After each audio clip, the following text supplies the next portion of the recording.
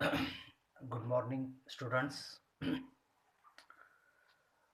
Last पिरियडला आपण reversible आणि irreversible process याच्यामध्ये डिफरन्स पाहिला होता. आता या पिरियडला आपल्याला एक नवीन कन्सेप्ट पाहायची आहे आणि ती म्हणजे nature of heat and work. Nature of heat and work. Nature of heat and work. Very simple point, अतिशय साधा पॉइंट आहे हा. Heat and work both are energy. They are form of energy. हे दोन्हीही एनर्जीची रूप आहेत. काय आहेत? एनर्जीची रूप आहे. आता पहा, पहिला पॉइंट आपण बघूया. What is heat energy?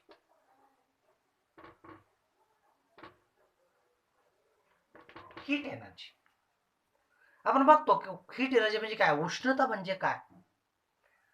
This is the energy due to difference in temperature of the system, or it is the energy that flows between system and surrounding due to difference in temperature. Heat energy is one form of energy. One form of energy which flows from system to surrounding due to difference in temperature. पाहता म्हणजेच heat energy हे एक एनर्जीचं रूप आहे की ते system कडून surrounding किंवा सराउंडिंग कडून सिस्टीम कडे एक्सचेंज होतं. तर कशामुळं? Due to the difference in temperature of system and surrounding. System आणि सराउंडिंगच्या टेम्परेचरमध्ये बदल असतो, त्यामुळं ती एका ठिकाणाहून दुसऱ्या ठिकाणी वाहत जाते, कंडक्ट होते. त्या एनर्जीला आपण हीट एनर्जी असं म्हणतो. म्हणजे heat is nothing but it is a one form of energy which flows from system to surrounding due to the difference in temperature. आता आपण उदाहरण बघूया म्हणजे लक्षात. बघा, लक्ष द्या आता. Heat can flow from higher level to lower level. जास्त जिकडे हीट आहे तिकडून जिकडे कमी आहे त्या बाजूला वाहत जाते, फ्लो होते. Suppose this is a container. It contains some chemicals किंवा केमिकल रिॲक्शन म्हणून आपण. याच्यामध्ये केमिकल रिॲक्शन झाली आणि केमिकल रिॲक्शन झाल्यानंतर या मिक्सचरचं टेम्परेचर काय झालं? राईज झालं, वाढलं. टेम्परेचर वाढलं. मग आता हे टेम्परेचर वाढलेलं कुठं जाणार आहे? तर it exchange from system to surrounding. Surrounding मध्ये सोडलं जातं. ओके, सराउंडिंग मध्ये सोडलं जातं. म्हणजे this heat can transfer from system to surrounding due to the rise in temperature. Temperature वाढल्यामुळं आतलं टेम्परेचर वाढले आणि बाहेरचं टेम्परेचर कमी आहे सराउंडिंगचं, त्यामुळं आतून हीट काय होते? सराउंडिंग मध्ये सोडली जाते. दुसरं एक उदाहरण बघूया आपण. बघा आता दुसरं उदाहरण बघूया. याच्यामध्ये आपण कोल्ड वॉटर घेतलेलं आहे. काय घेतलं? Cold water. आणि सराउंडिंग मध्ये टेम्परेचर जास्त आहे.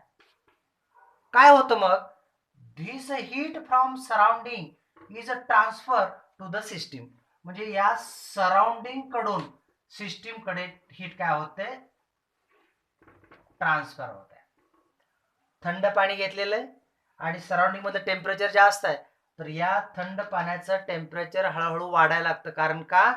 Heat can transfer from surrounding to system. आणि पहिल्या एक्झाम्पल मध्ये आपण पाहिलं होतं heat can transfer from system to surrounding. Why this is done? Because of the difference in temperature of system and surrounding. System आणि surrounding मधल्या टेम्परेचरमुळं ही energy एका ठिकाणाहून दुसऱ्या ठिकाणी ट्रान्सफर होते. त्याला आपण काय म्हणतो? Heat energy. ओके. दुसरा वर्क. वर्क आता कार्य म्हणजे काय? What is work? Work is one type of energy. ही एका प्रकारची एनर्जी आहे. Heat energy is converted into work. Heat energy is converted into work. How this is possible? पाहता आपण एक सिलेंडर घेतलेला आहे. या सिलेंडरला एक पिस्टन बसवलंय. याच्यामध्ये गॅस आहे आणि याला समजा उष्णता दिली, हीट दिली. When we supply heat externally to the system, what happen? The gas in the system can expand. काय होतं? प्रसरण पावतो. आणि त्यामुळं हा जो पिस्टन आहे तो पिस्टन इथं वर जातो. एवढं अंतर हा पिस्टन वर सरकलेला आहे. Delta V. Change in volume of the gas is delta V. आता हे एक्सपांड झाल्यामुळं काय झालं रे? तर इथं आतमध्ये प्रेशर तयार झाला, फोर्स तयार झाला. आणि एकंदरीत जर आपण पाहिलं according to the definition of work, W is equal to force into displacement. या हीट दिल्यामुळं हा गॅस एक्सपांड झाला आणि हा गॅस एक्सपांड झाल्यामुळं या पिस्टनवर एक प्रकारचा फोर्स तयार झाला आणि या फोर्समुळं हा पिस्टन इथं वर सरकला, डिस्प्लेसमेंट झालं.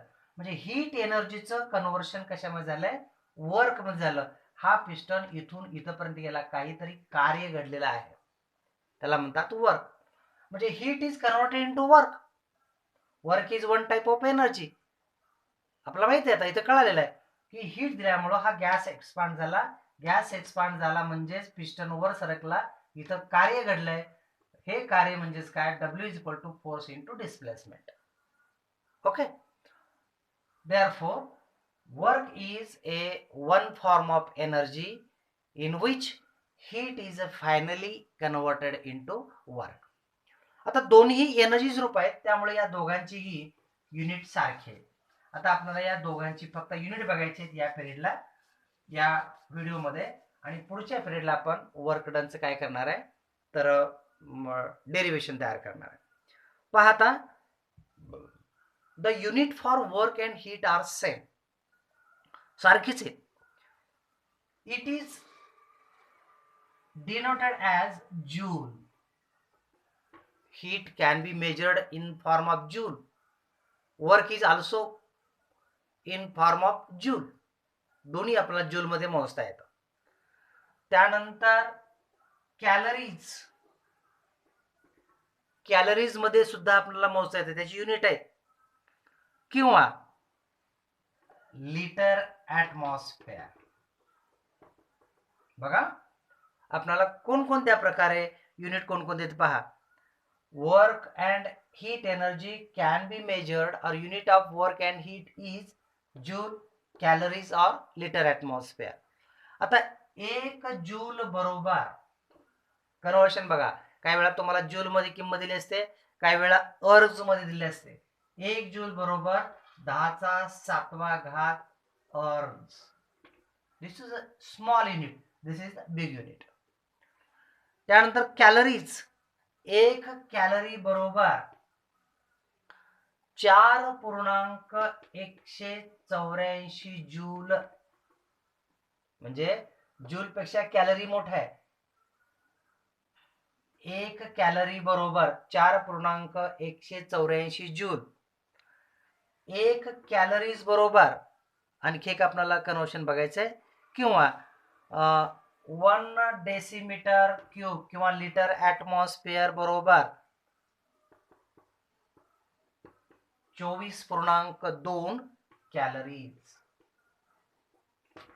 हे 3 कन्व्हर्शन लक्षात ठेवा, 1, 2 आणि 3. 1 जूल बरोबर 10⁷ अर्ज. 1 कॅलरीज बरोबर 4.184 जूल. 1 लिटर ॲटमॉस्फिअर बरोबर 24.2 कॅलरीज. हे नीट लक्षात ठेवा, कारण याच्यावर आपल्याला एक्झाम्पल बघायचे. ओके, आता एवढं आपण पाहिल्यानंतर आपल्याला पुढचा जो पार्ट बघायचा आहे तो म्हणजे एक्सप्रेशन फॉर वर्क डन. तो आपण नंतरच्या पिरियडला बघणार आहे, परंतु या पिरियडला एवढंच आपल्याला बघायचं आहे की छोटा आपण व्हिडिओ करतोय की what is energy, what is heat energy, what is work and their units. एवढा पार्ट आज बघूया. ओके, धन्यवाद.